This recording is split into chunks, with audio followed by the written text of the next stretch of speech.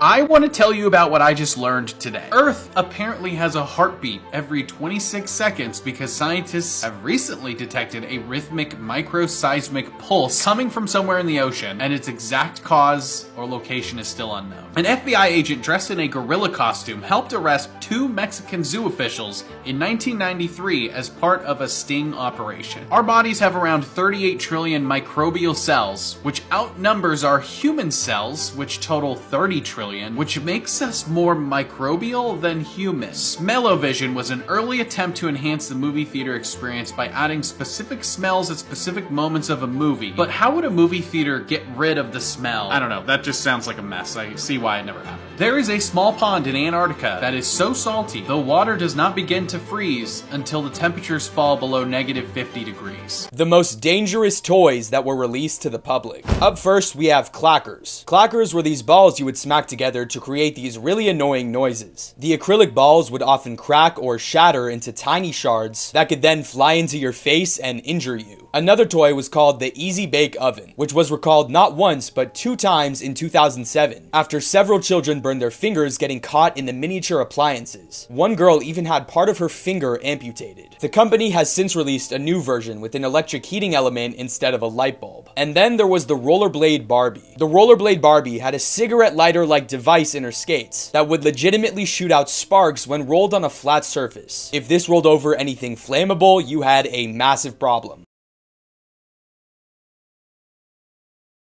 Let's talk about the Barbie and Kin killers. Paul Bernardo and Carla Homolka met at a bar in Canada in 1987. They got married just 2 months later, and over the course of nearly 3 years, murdered at least 3 teenage girls. The first victim was Carla's little sister Tammy, who the couple drugged with animal tranquilizers, raped, and tortured to death. The second was 14-year-old Leslie Mahaffey, who the couple brutally tortured and sexually abused before strangling Leslie and cutting her body up into little pieces and placing them into concrete blocks. The third victim, Kristen French, was abducted in 1992, and her naked body was found just 4 days later by police. This eventually led to the couple's arrest and both of them to be charged with 3 counts of first-degree murder.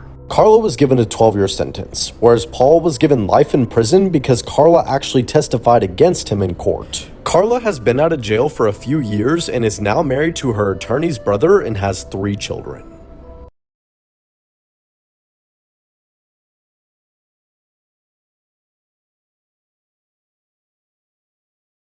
Let me tell you some crazy history you didn't learn in school. There were thousands of Holocaust survivors who passed away after being liberated because they ate too much food too fast. Melbourne, Australia was briefly named Batmania in the beginning after the settler who founded it, John Batman. There was a man who once tried to sell Madison Square Garden in New York. He did not own it, but he did get $35,000 before getting caught. In 1954, the CIA made up completely fake vampire attacks in the Philippines, complete with puncture marks and everything just to scare rebels. The CIA also tried to sabotage Fidel Castro by making him lose his beard using poison shampoo. One of the Apollo computers crashed mid-mission because one single line of code told it that the Earth didn't exist. In 1907, a woman was arrested in Chicago for wearing pants, so she brought a sewing machine to the courtroom to turn it into a skirt. Animals that can kill themselves. Up first are mountain sheep. These sheep evolved to have incredibly strong horns that can take out any animal. However, their horns are actually the cause of their own death too. As their horns grow, they begin to penetrate their own neck, and as time passes, they continue to grow further and further, until eventually it kills them. Then we have deer. During mating season, many deer get into aggressive fights, and every time they do, they risk a horrible death. When they fight, their horns can get interlocked with the horns of other deer. Unless someone is able to shoot their horns to break them, they're stuck until they eventually die of starvation and thirst. Then we have turtles. If a turtle ever rolls over or falls on its back, it's impossible for it to get upright again. Like deer, unless another turtle or human can get them upright again, they die of starvation.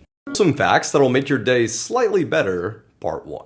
When a human sees a puppy, a chemical called dopamine is released in the brain. Elephants also release dopamine when they see people, meaning that they think we're cute in the same way we think puppies are cute. There's a YouTube channel called Dad, How Do I that teaches young people things that would typically be taught by a father figure. From how to change a tire to how to tie a tie, fans of the channel think it's super helpful. When you're on a walk with your dog and they stop to take a dump, you may notice that your fluffy friend is staring at you as they poop. They do this because they're in a defenseless position and they're trusting you to keep them safe. There are more public libraries in the US than McDonald's. After the horrific events of 9/11, a small Kenyan tribe known as the Maasai people gave 14 cows to the US in their support. The man who played Mickey Mouse ended up marrying the woman who played Minnie Mouse, meaning that true love actually exists.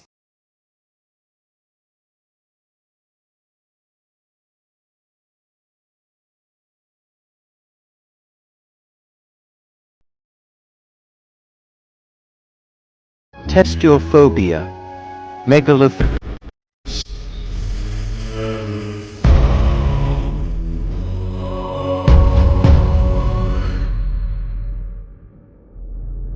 Now some have died and some are alive, and others sail on the sea with their keys to the cage and the devil to pay.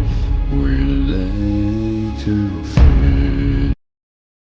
This is unbelievable, but a teenager who disappeared 27 years ago at the age of 17 has just been found alive less than 200 meters away from his family's home in his neighbor's cellar. And how they finally found him after all of these years is even crazier. Omar went missing in 1998 on his way to vocational school. His family started to assume that he'd either been kidnapped or died during the civil war which was happening at the time in Algeria. Then, 27 years later, an argument breaks out between two brothers about an inheritance. One of them gets so angry that he not only starts ranting about it on social media, but he also calls the public prosecutor's office and says, "You remember that teenager that went missing about 30 years ago? Well, yeah. He's in my brother's house in the basement." When Omar's family hear about this, they say, "Hold up, that guy's brother lives down the road from us." So they decide to storm into his house, and to their horror, they find their now 45-year-old Omar in a hole in the ground in a sheep pen underneath stacks of hay. Now, because this has just happened, no one knows yet fully why Omar couldn't call for help for so long. But the Algerian media report, and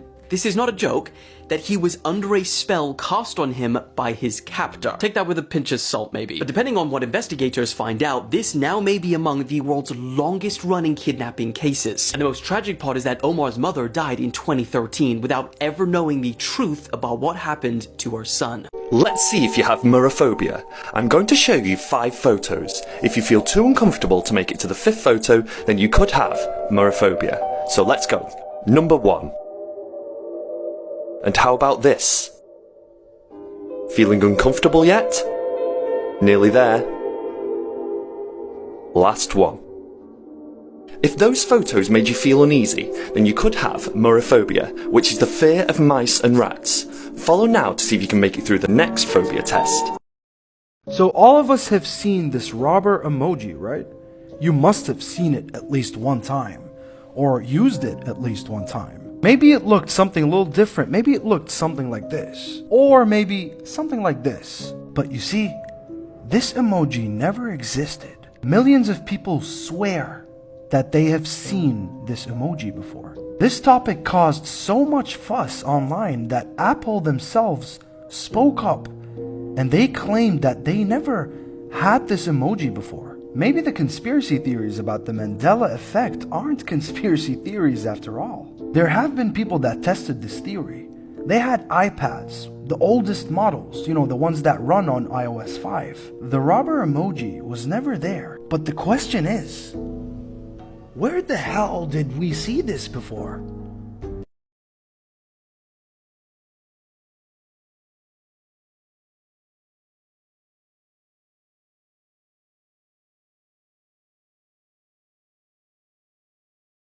Children who went missing and still haven't been found.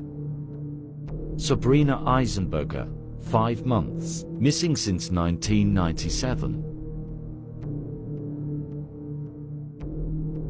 Alicia Navarrete, 14. Missing since 2019. William Tyrolage, 3. Missing since 2014. Johnny Goshage, 12. Missing since 1982. Timothy Pitsenage, 6. Missing since 2011. Carly Guzage, 16. Missing since 2018. An entire family in this tiny town in Oklahoma is dead after the third murder-suicide in less than 2 years. This story is horrific. This story starts in August of 2022 when police are called to the Shippey home, where they learn that Lisa Shippey, who's a wife and mother of 2, had sadly taken her own life. Then, in January, so just 5 months later, Lisa Shippey's mom, a woman named Diane Carpenter, is stabbed to death by her husband, a man named Kenny Carpenter. 4 hours later, Kenny Carpenter takes his own life while the house is surrounded by the police. And then, this past Wednesday, police are called to do a welfare check on Lisa Shippey's daughter, 20-year-old Alyssa Shippey, because no one had heard from her since November. So police arrive and find Alyssa, her 10-year-old little brother, her dad, and their dog all dead.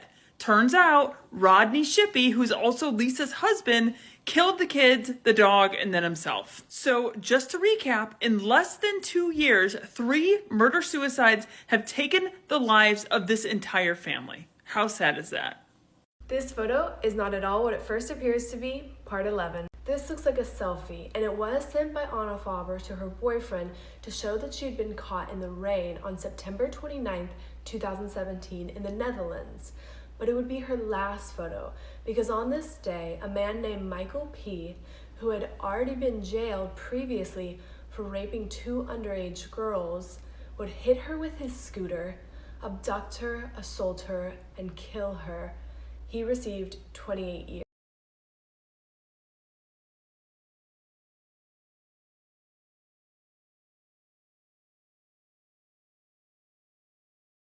This happened on Monday in Tijuana, Mexico. An American tourist went to an exchange house. These are places where you exchange US dollars for Mexican pesos.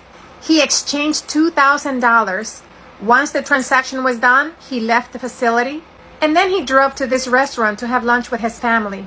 A group of men entered the restaurant and asked him for the exact amount of $2,000 in Mexican pesos. He handed them some money, but not all $2,000 worth of Mexican pesos. They asked for the exact amount of 2,000 Mexican pesos. That's because these criminals are tipped off by the exchange house employees. After you go to these exchange houses, these employees tipped off criminals, and then they follow you to wherever you go and rob you. So when he refused to hand them exactly the $2,000, they grabbed one of the children that they had in the table and threatened to harm the child unless he handed over the entire amount. I wish I could tell you that this is an isolated incident. Unfortunately, it happens all over Latino America. The same scenario happened to someone from Florida who went to Honduras and they followed him, and in this case, they shot him dead. After he went to the exchange house, they followed him in a red truck and they shot him to death. He was a Honduran man living in Florida. When you go visit Mexico or any country in Latin America, you need to understand that everyone is involved in these crimes. When you go to a bank, the bank teller is involved with criminal activities. This man was lucky. They pistol whipped him after he handed over the entire amount, and then they went away. The best thing you can do as a tourist, carry credit cards, and don't go to money institutions. On the afternoon of October 11, 2016, a middle-aged man named Carlos Herrera Sr. entered the visitation area of a prison in Venezuela. And right in front of Juan was one table where there was this bedraggled looking prisoner who he was there to meet, the inmate. He really looked terrible. I mean, his cheekbones were sticking out. He was sort of emaciated.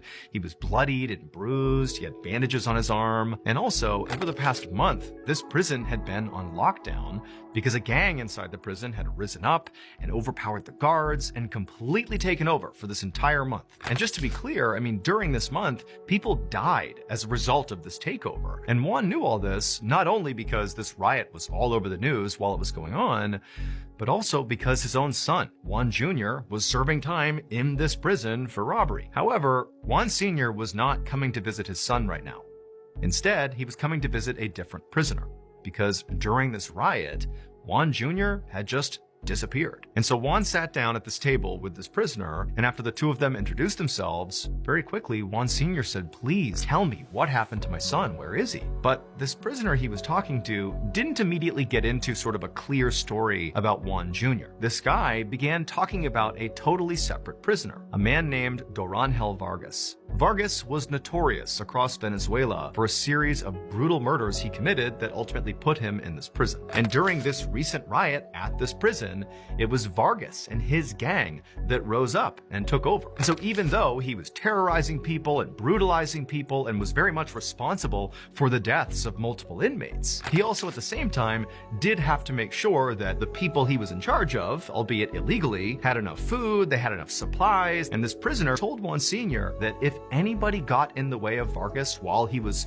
in charge during this riot, they were basically beaten to within an inch of their lives, and again, in some cases, people were killed. And so Juan Sr. is like, "Oh my goodness, is that what happened to my son? Was he beaten like you by Vargas?" But at that point, the prisoner just shook his head and said no, and then he looked down and almost like couldn't make eye contact with Juan Sr., and he just said, "What happened to your son was much worse." The prisoner would tell Juan Sr. that at some point during the riot, his son, Juan Jr., was tapped by Vargas to help with something. And the thing he was tapped to help Vargas with was distributing food to the inmates. And so Jr. was told, like, "Hey, you need to help us provide food to these inmates." So Jr. basically agreed to do it, at which point he was informed exactly what role he was playing in finding food. Instead of going out and looking for this food, Jr.